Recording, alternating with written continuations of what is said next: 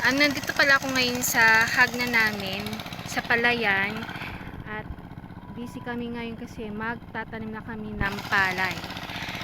Ito pala yung proseso kung paano magsimula ng palay. Bali si tatay, ang ginagawa niya ngayon, naglalan master na siya. Tapos yung doon naman sa dulo, nagaganin sila. Kinukuha nila yung palay para bukas pwede na itong maitanim. Tapos yung ito naman, itong tawag naman dito, Tagaytay.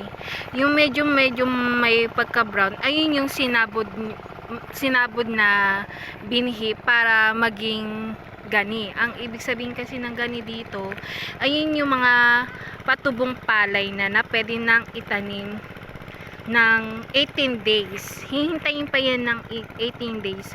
Kakasabod lang kasi niya nung yung isang araw. So magbibilang pa tayo ng 18 days. Pag nag 18 days na yan, ayun naman ang itsura niya.